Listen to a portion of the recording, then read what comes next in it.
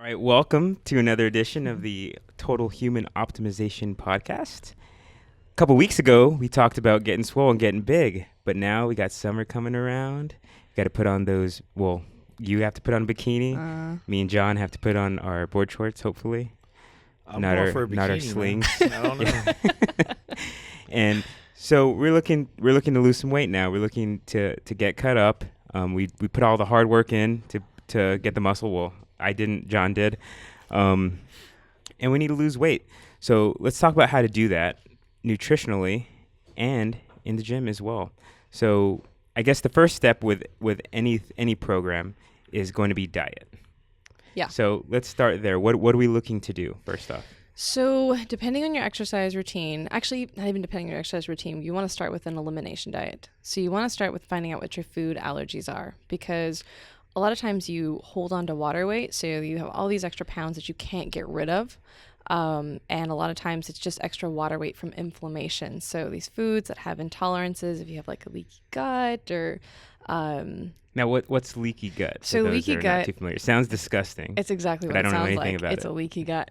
Okay. So the molecules or the cells that hold the intestines together actually leak, and so they come apart. So partially digested or undigested food can actually leak outside of the intestines and get into the systemic system, which is the blood, basically. So when that happens, your immune system reacts and it starts attacking the food particles and then causes all sorts of inflammation, which can cause water weight gain. So that's why it's important to know, one, that you have good gut health and that you fix your gut. And two, that you know what foods that you might be allergic to, so you're not getting that inflammatory reaction and holding on to all of that water weight. Okay. Yeah. So, John, do you have any foods that you know just do not work well with you? Yeah, man, there's definitely a handful of them. I mean, one thing that I've always noticed is like pizza, man. I don't really dig Let's not pizza get that back much. into this. Dude, I'm just telling you.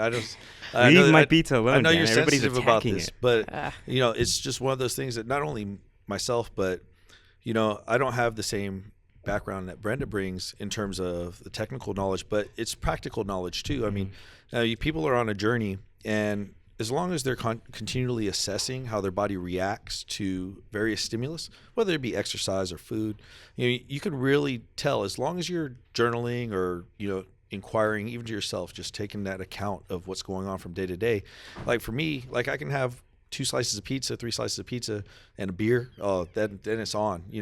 Jump on a scale the next day, 3 pounds, 4 pounds. I didn't eat 3 or 4 pounds of pizza. But that's 3 or 4 pounds of water retention. And that's where that extra weight's response to coming from. inflammation. Exactly. Okay. Exactly. And so, yeah, this is that. And that's kind of the recurring theme I saw with a lot of my clients is, I mean, sometimes it's as simple as just those common things. It almost seems weird because the things that you find most attractive in a lot of ways, all this gluten dominant foods and things like that, they make you crave them. And they're the exact things that why did cause planet this Earth sort of do stuff. this to us? I don't know. Why? It's a cruel world. Why can't man. I crave broccoli or carrots? You why do I have to? You Why do I can. have to crave cheeseburgers You and pizza? totally can. So In what world? in this world, trust me. So when you think about gluten and dairy, you mentioned gluten and dairy. Those are actually that and sugar act on the opiate receptors in the brain. So they act like heroin and morphine, much smaller doses. So you're not going to get that extreme response. But when you stop, I mean, Well, there's definitely that pleasure aspect of it. no, So true. that's, I Yeah, guess, it's the I've never reward done systems. heroin, but I imagine P. Terry's double cheeseburger is kind of like what that is. Yeah. So imagine if I told you could never have pizza again. I would not be happy. Yeah. I mean, so much like, maybe not as extreme, but in some cases actually with some people, but much like if you told an addict that they couldn't have their drug again, it's that addictive, and it's just so accessible.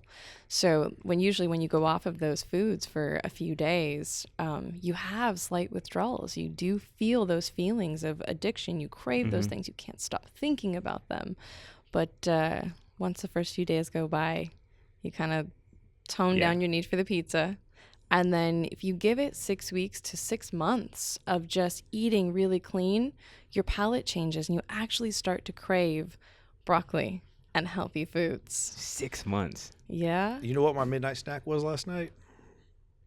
broccoli stems that were steamed Nice. and Broccoli left stems. over. Yeah, Nice. we had a quinoa salad for dinner, and What's wrong with you? man, seriously, what Brenda's saying is true. I mean, moving into Texas, it was a huge jump for my family and I.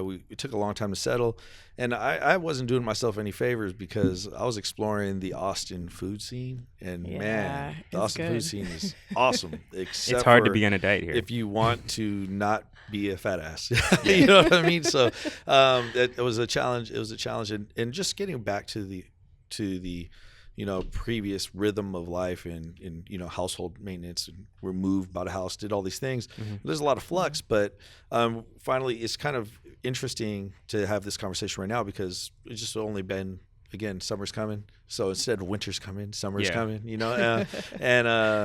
and it's important to get back to, established, just lifestyle choices, as far as food is concerned, get away from convenience and the opiate stimulating foods, because hey, I mean, I'm, as an ex-addict, I could tell you, like the biggest thing that is prevalent with food that's so dangerous, I think, is the social acceptability. It's almost less socially acceptable to not participate. If I can't go out and Trust have, me, if I I can't know go out and that, have, yes. if I can't go out and have beers, I can't go out and have food. What else is there to do in my social life? There's nothing. I I don't can know go what farm. you do. I can go farm for my broccoli. You need to get some hobbies. I guess something else. We can wrestle. Yeah, I can. Well, not anymore. WWE didn't want me, so Well, we just Oh, well. there's always next year. It's like, so was it like I'm gonna be 30. I'm gonna be 32, going on 33 next year. I don't know if that's such a good idea for my back, but Anyway, so a lot of traditional weight loss techniques, the ones you see on television, aim towards just that crowd watching talk shows during the day. Yeah. A lot of Slim Fast, a lot of Weight Watchers type things, and it's all based around just watching calorie count. Yep. Now, I know when we were talking about myself trying to get more muscles, I needed to jack up that calorie count. So math and just logic say cut down on calories, right? But is there certain calories that you should not cut out? Absolutely.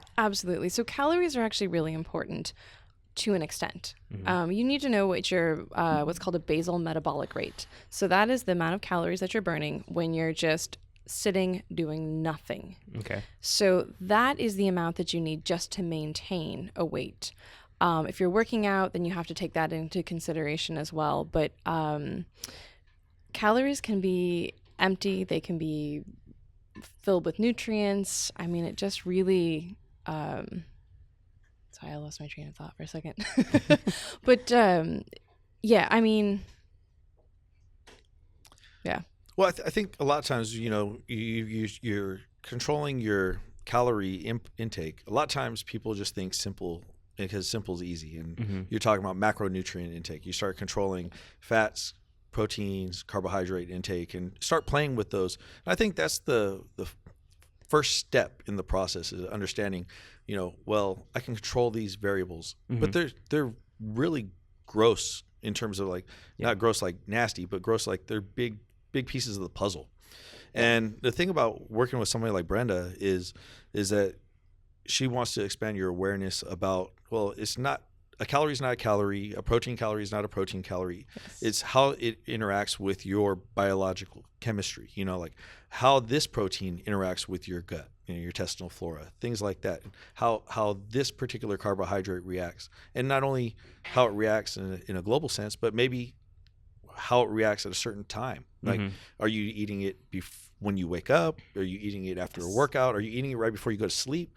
These things are all variables that, it's hard to take into account. And a lot of times what we do is we make these global assumptions, like I don't eat after 7 p.m. You know what I mean? Or I only eat one meal a day. And their systems, people are using their guidelines, but they're so general, and they don't take into account the fact that everybody's different and every body's different, right? Yeah, and exactly. so when we talked about like gaining weight, I was telling you, okay, eat often, eat to the point of being uncomfortable to some degree. I've been uncomfortable all day, every day. But maintain focus on the quality of your foods.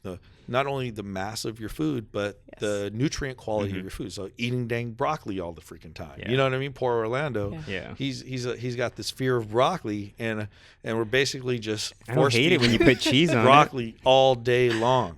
But I think maybe that's something that kind of ties back to what Brenda was saying. Yeah. Absolutely. Well, and then it goes into like when you say the macronutrients, like carbohydrates, everyone's so afraid of carbohydrates. Yeah.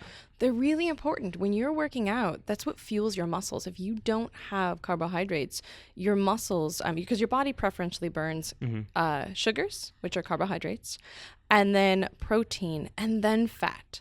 Okay. So when you're not having enough carbs, you eventually can start burning down your lean mass protein. So all that weight training that you're trying to accomplish and all the weight you're trying to put on, you end up taking it off, and it's not the good kind. I mean, that can eventually, if you do it too much, lead to kidney issues and all sorts of other issues. So what are the good carbs here? Because obviously pizza bread is not going to be a good carb. No. Complex What's- carbohydrates. Okay, so let's list some complex carbohydrates. Beans are good. Sweet potatoes, wild rice. Those are good complex. So those are actually good if you want something kind of with high fiber that's not going to spike the blood sugar too much. But the other carbohydrates that are good actually are from fruits and vegetables. Those are really good. Those also are really important, like pre and post workout.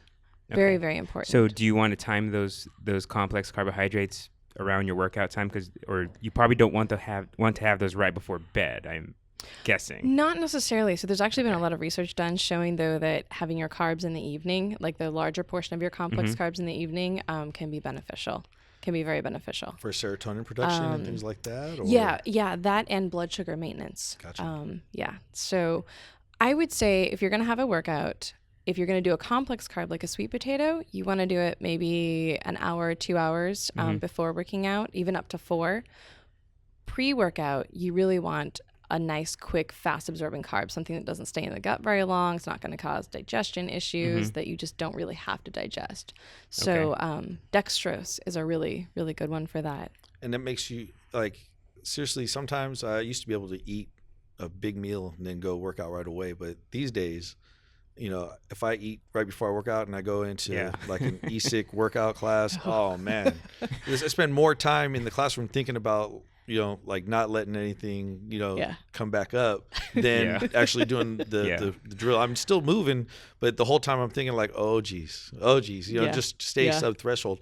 So, the thing about this fast acting carbs before you train is a nice spike. And the big mistake I've seen so many times here and in California in my studio is that people get so aggressive with the short-term goal that they go into purposeful starvation, and then they try to be active, and they're not progressively increasing their resistance or intensity in the activities. They want to take huge leaps. So they're taking huge cutbacks on intake, quality and quantity, which is, we already said, one big mistake. Yeah. And then they go work out, and then next thing you know, you see them kind of like wandering around like a ghost. They're physically not even present. I mean, they're essentially in shock. Yeah. Okay. And so I have to find like some juice. I run around and find some sugar and force feed them some sugar just to bring them back to life. I mean, it's a serious issue. I see like a small percentage, but it's a significant number of people that probably experience this. Yeah. And that goes back to your point when you're talking about cutting calories. Like that's what you want to do, is cut calories.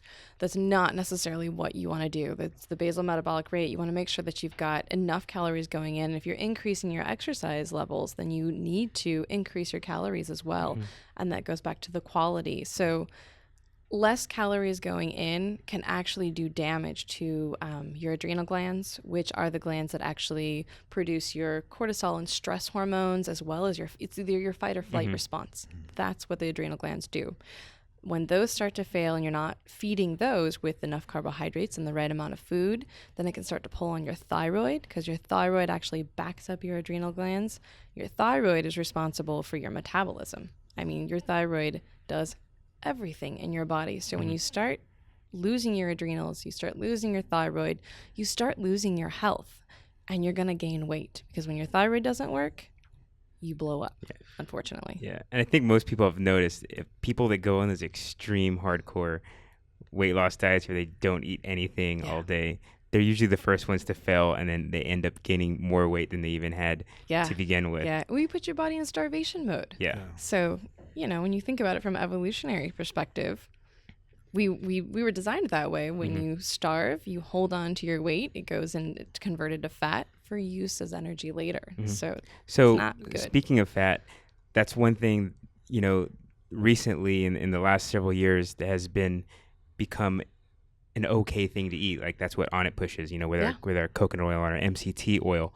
So those are the good fats, right? Yes. So what's happening in the system with those fats compared to a bad fat, which I don't really know. I'm not a nutritionist, what a bad fat is, but enlighten me a little bit on that. So there are 3 types of good fats. You've got polyunsaturated, which are like omega-3s, omega-6s. So omega-6s are vegetable oils. And then your omega-3s are like your fish oils. And then you have saturated fat, which is your coconut, your butter, your lard, those kinds of things. So with the polyunsaturated fats, the omega-3s, those are anti-inflammatory. Those are also very important for brain and neural health. With your polyunsaturated omega-6 fats, those are actually necessary for things like thyroid health. You want to get those in a good ratio, like a 3-to-1 ratio, 3 times the omega-6 as omega-3. And then your saturated fats are your energy. Those are feeding your brain, your heart. Like something like MCT oil is instant energy because it's the actual fat itself is a shorter chain, which just means that your body doesn't have to process it. It can just use it as instant energy. Yeah. So the fat thing is super interesting because it's like carbs and exactly. Stay away from me. But fats, and now people are like, oh, fats, yay. And everything in moderation, right? So so the fats are there, but they're so calorically dense that people get a little carried away. And you can do that even with coconut oil. I mean, at some point in time, too much intake is going to result in a surplus of calories, a surplus of energy, and that energy has to be utilized in some way by your body. I mean, it's sum total, right? So it's like the universe. Energy, matter or energy is never created or destroyed. It's just converted into something else, and a lot of times still converted into body fat. I mean, that's the thing about coconut oil and MCT oil is that it's not efficiently processed into body fat, but it still in greater amounts can easily be converted. Carbs, proteins, fats. Most saturated fats, and I think the fear for most saturated fats in the past came from the fact that it most closely resembles human fat. So the conversion ratio is very efficient, right? And so proteins don't convert very efficiently to body fat, and they're utilized for protein synthesis and maintaining your muscle, as Brenda was saying. But I think it's really interesting because with saturated fats, with the omega-3s and the ratios that Brenda was talking about, the fact of the matter is the American diet or the modern diet, the ratios are standard American diet, SAD for short. Sad. Oh, we're all so sad, and I'm part of that right now. Until recently, I know feel you so guys much love American food. I'm not sad at all. Your opiate receptors love American food. Yeah. But that ratio, right, of omega-3 to omega-6 has been skewed so badly. Drastically. It's like 20 to 1, something like that. It's terrible. And even though you said that omega-6s and omega-3s are healthy oils, healthy fats, that ratio it actually turns it into an inflammatory response for a lot of people, right? Exactly. It'll oxidize it, so it turns it exactly into an inflammatory response, that's where the danger with the fats for the heart health, especially for your heart health and causing clogged arteries. So I just thought it would be good to touch base on that real quick, because I always love hearing Brenda talk about that, and then sometimes just because I'm usually working with lots of clients, so the questions is in black or whites a lot of time. Mm-hmm. Well, I heard that these are good. I heard these are bad, and then there's always the qualifying statements, right? And so, when we're having a casual conversation now, it's kind of hard to hit all of them because there's so many. Yep. Well, I always learn more every time I talk to Brenda. And the thing about it is it always revolves around a couple different things, right? Reducing inflammation and optimizing hormonal profiles, right? Because hormones drive all biologic function.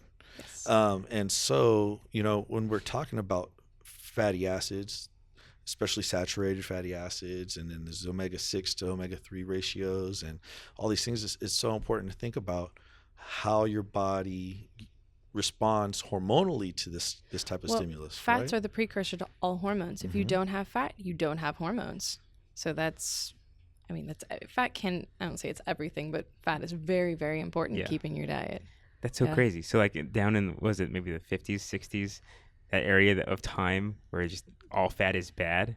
Yeah. What was going on in those people's bodies? Oh, you mean when they invented Crisco and margarine, vegetable shortenings? Yeah. Instead of let's just turn this wonderful liquid fat into something that's solid at almost every temperature. Well, Crisco is like the staple of Mexican food down in the Go back to South. lard, man. Go back to good old lard. Yes. That's It's a little further south. If you're gonna use it, go with the real stuff, man. That's right. That's right. Totally. Tastes better anyway. A little bacon fat goes a long way. Yes, it does. So we got a little bit. We talked a little bit about nutrition.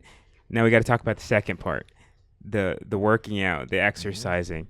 So you do this with a lot of your clients. You have a client right now who's on a mission to lose a lot of weight.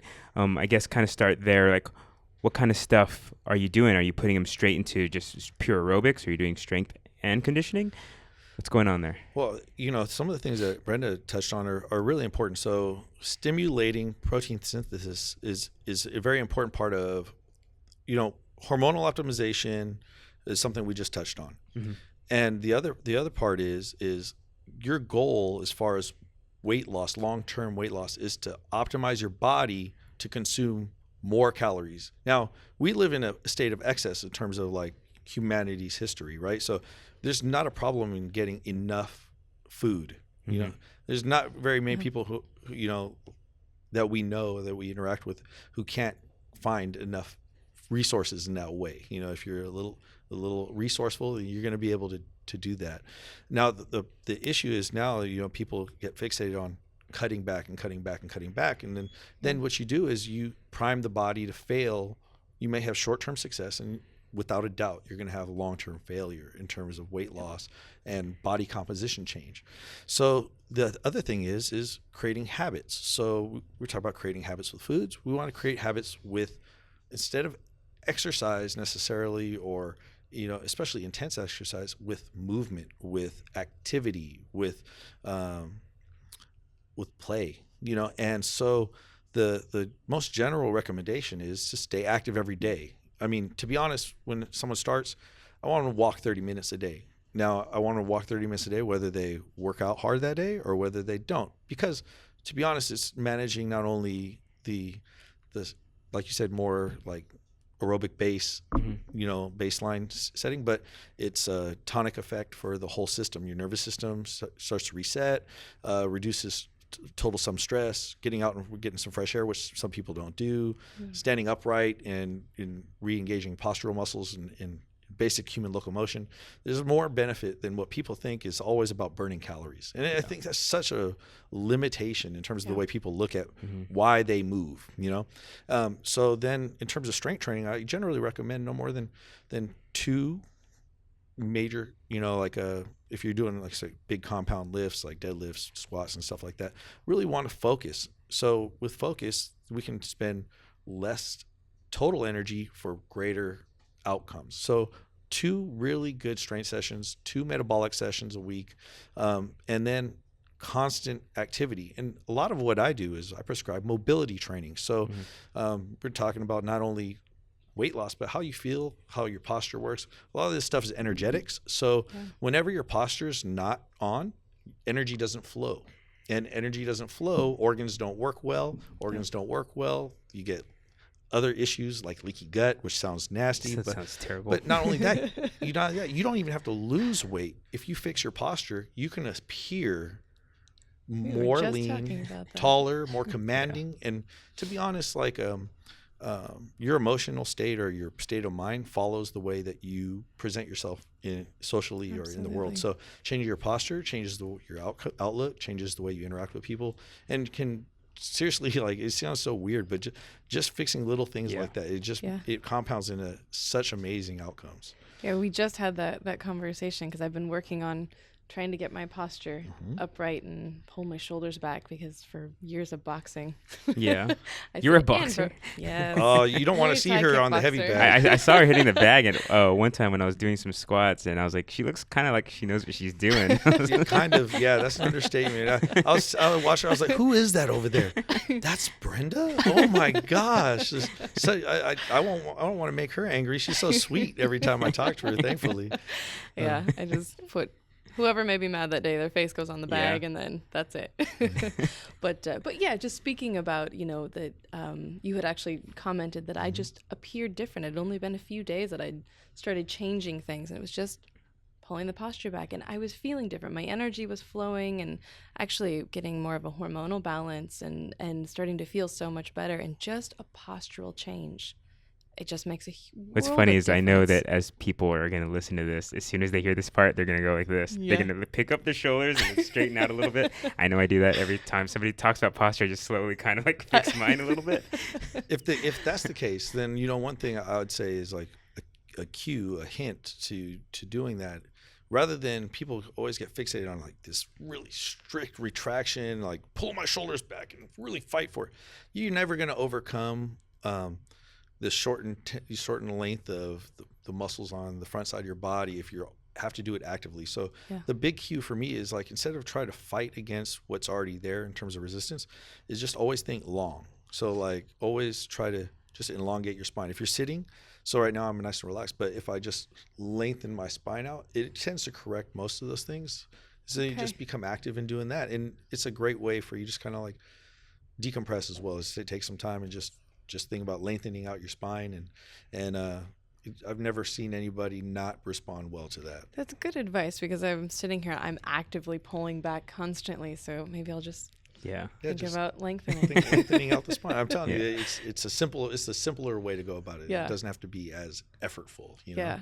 So tell me this. This is one question that I've always had, and I don't know if this is a genetics thing. Obviously, there's always been the myth. And what I'm getting into is abs in a flat stomach.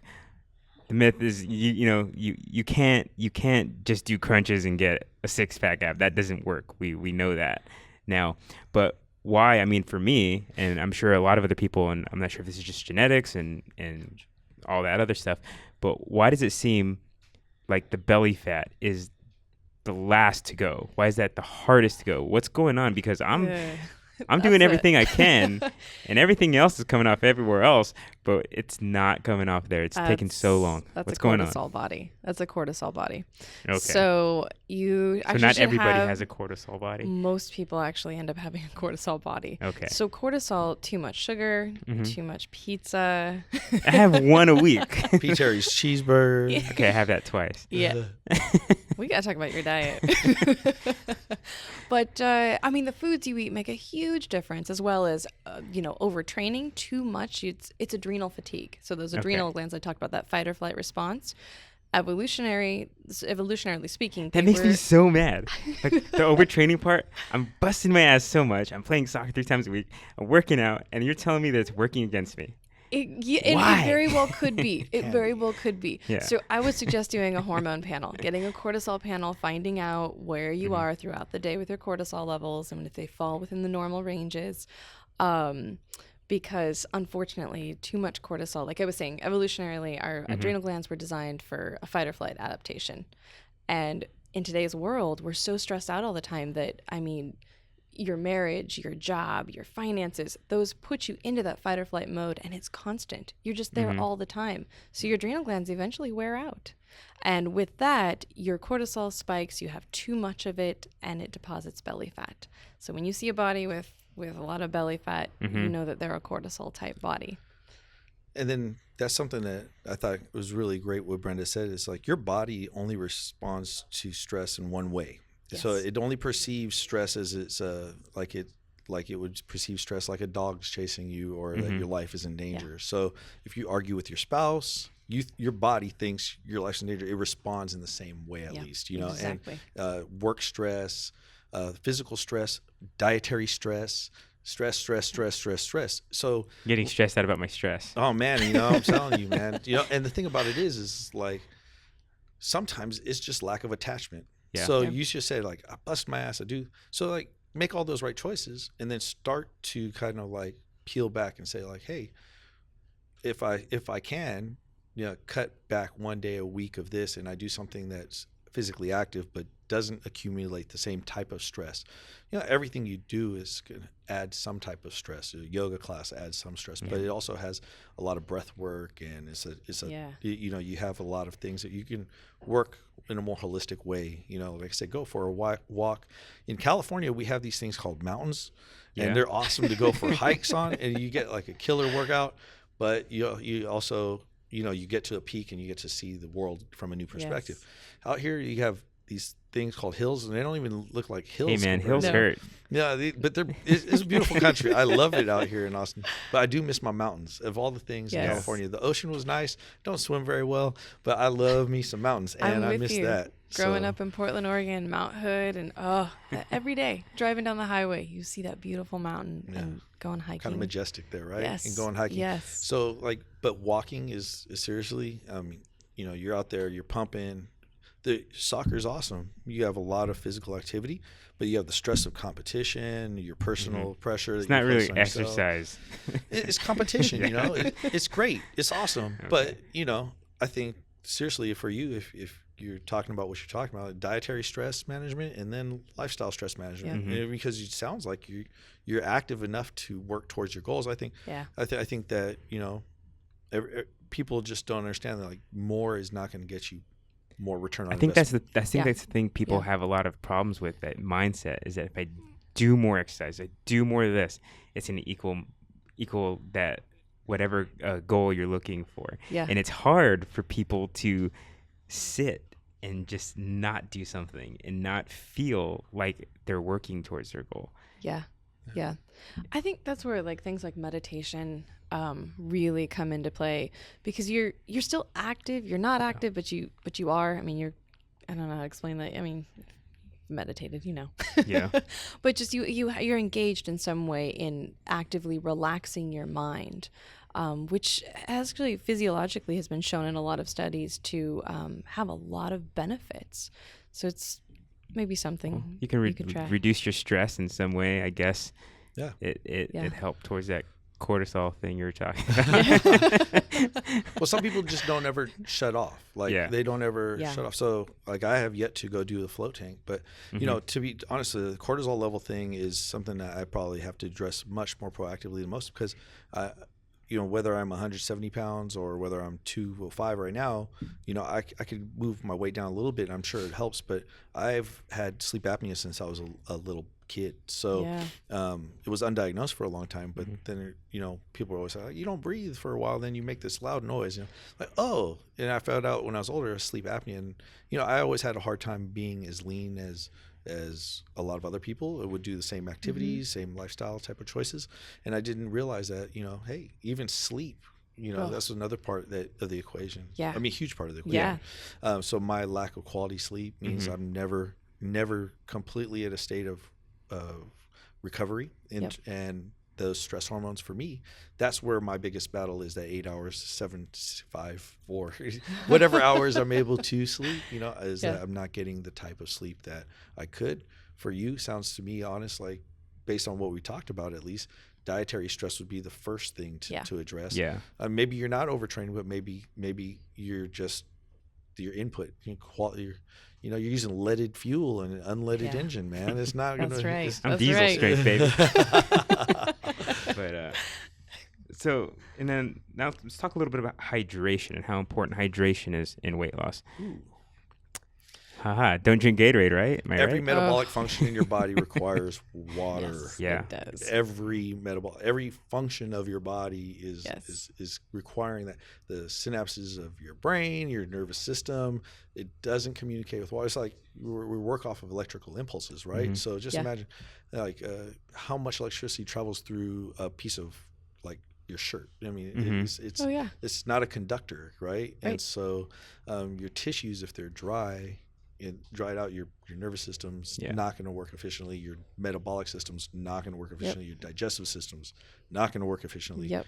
And more water, without taking into account some of the stuff that Brenda talks about, might not always work to hydrate your cells Right. optimally either. Right. And that's actually a big topic I'm interested in too. Like, Yeah. what are the other factors that, so if you're consuming 3 liters of water a day at 200 pounds of body weight, what are the other factors that come into play about absorption and driving that hydration into the Your cellular? electrolytes. Your electrolytes are everything. So you need sodium. When you sweat, you're sweating out sodium. That's why you feel salt in your face. Is yeah. that what's happening? Yeah. It Okay. burns when it gets to your eyes. Yeah, Yes. yeah. It's always weird. You can feel like the like, well, where does this come The from? little salt I'm crystals. gonna add that to my steak. Yeah.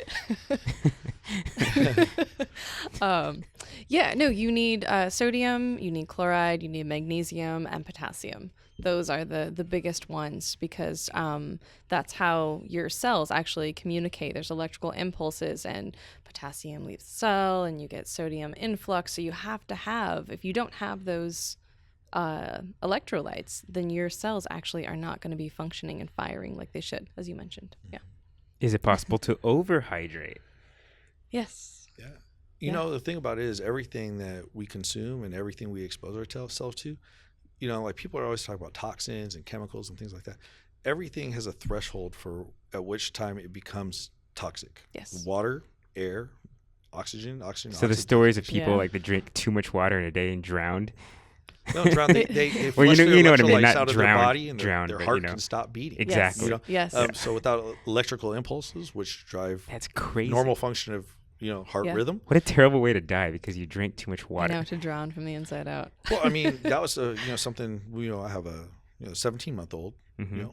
And some people, if they don't have the money, they dilute breast milk or formula Yeah. to the point where the baby's not getting the type of electrolyte balance, and their systems are so much more sensitive. I actually read about a baby who died from hydration, from water poisoning because of that. And it's just the poor family didn't know to just go use the resources or how important it was. Yeah. They're just trying to gut through it, and of course, this little baby has lost his life as a result. So yeah, I mean, water poisoning is crazy, right? Yeah. Drink more Yeah. water. Drink more water. But not too much. I mean, most people are It not has in to be really danger. hard to extreme, do. really It's extreme. very hard to do. Yeah, most people are not in danger. No. Yeah. No, more people are in danger of dehydration than overhydration for sure. Yeah. So is there a way to tell? I mean, there's some ways that you can tell that you're hydrated enough, and that's by the color of your urine. I don't know if that's is that a real thing. Yeah, Okay, totally, that's a real thing. Totally. How many times you go a day? Is there some kind of measurement of some sort? I would generally say the color of your urine is going to Okay. tell you the most. If you're because there are a lot of reasons that if you're going a lot during the day, I mean, then you got to look at maybe type 2 diabetes or metabolic syndrome. There are other things that come I'm into play sweating there. over here. I'm stressed. I have diabetes. I have everything. I pee 20 times a day. Yeah, like, oh no. I mean, there are a lot of other symptoms that go with that. But yeah, I would say the color of your urine. You want it to be almost clear, but not clear. You want Not a little bit of completely. that yellow tinge. Yeah. Okay. Yeah. Right on. No comments. No comments from John. John's perfect. I'm drinking my water right now. Yeah. And I guess one of the last things I have on the workout side of things is I hate warming up. I hate stretching. I hate it. Is it really necessary to go through all those motions before you work out? I mean, with the On It Academy curriculum, we're so mobility intensive, and purposefully so, because we'll have another podcast about tissue health, but hydration is a big part of that as well. But at the same time, proper movement stimulus is so important. And this is what we're talking about, is like if you thrash yourself, maybe you don't have to warm up every day. That's fine. if you don't move well, you need to warm up every day. If you move well, you can jump in and get away with a lot of activity, but tissue health has to be addressed at some point in time. Otherwise, injuries be sustained, and ultimately the biggest, most fail-safe way of failing, you know what I mean, is getting injured. So if you get injured, you're going to reduce your physical activity. You're probably going to get depressed. You're probably going to make less healthy dietary, lifestyle choices, and generally all those things spiral down into what? Weight gain again. Weight gain. Yep. It all ends there. All right. So well, stay healthy. Yeah. So I think we touched on a lot of things. We Can I ask one question? cleared up some questions we've had. Can I ask one question? Yeah, go for it. As a female, leaning out, thighs, lifting up the butt. What's the best exercise? Oh my gosh.